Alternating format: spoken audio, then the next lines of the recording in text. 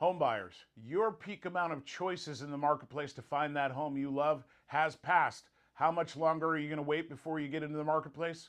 Well, we're going to talk about that this week in the Seattle's Eastside Real Estate Update.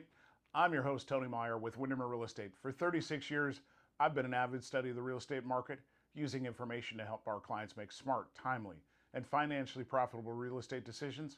We're going to help you with that same intel this week. As we do each week, we're going to talk about rates for sale and pending, months of inventory, and median sales price to see how the market's evolving. First up is interest rates. We're down right sitting in the mid sixes at this point. That's good news. Basically flat from where we were exactly a year ago.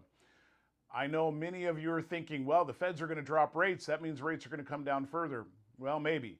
First of all, the Feds control the overnight rate. They do not control the 10-year bond, which is what the interest rates are based upon. And if you know anything about the stock market, it's already priced in changes. They're a forward-looking entity, not a reactive entity. So we may see rates come down just a little bit, but a lot of that rate changes were already priced into our marketplace, and hopefully we do see some of that, but don't expect a massive change if the Feds drop the rates by 0.25%. It's probably already in the marketplace at this point. So our active listings. Well, I mentioned this in the lead up here. We are seeing our listings essentially remain flat, but they are down from their peaks, which was in the low to mid 1400s in June. Compared to last week, we're at 0%. Also on the coming down side of things, our listings are up 78% compared to 2024, but we reached as high as 128% this year compared to 2024. So inventory-wise, still high, is coming down at levels we expect to be more seasonally appropriate.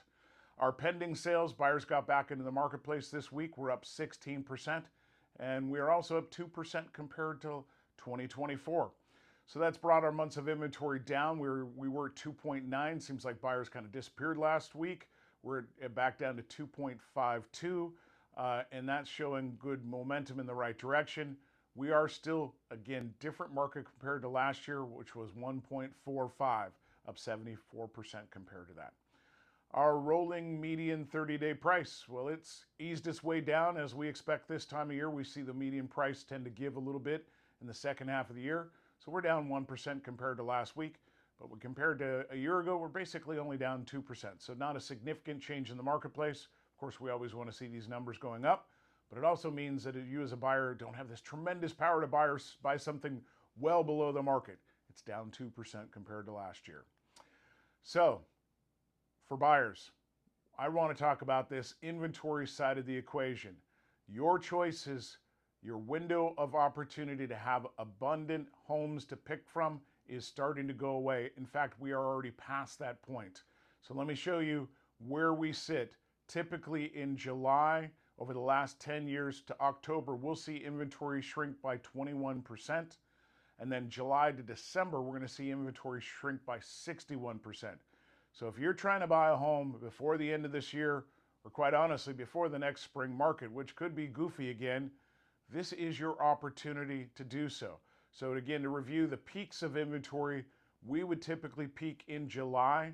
This year, we were, at least unless something catastrophic happens, we've peaked in June at this point. We're already on the decline at this stage. So again, if you're a buyer, it's time to get out and get in this marketplace. See if you can find that home that you love, or maybe wait till next summer. We'll see. If you've got questions about this marketplace and you could use some help, want direction, whether buying or selling, we're here to do that for you. If you like what we have to say, please hit the thumbs up icon, share this video with a friend who could use this information, and subscribe for our future updates. Well, that's it for now, and we'll talk with you next week. Take care.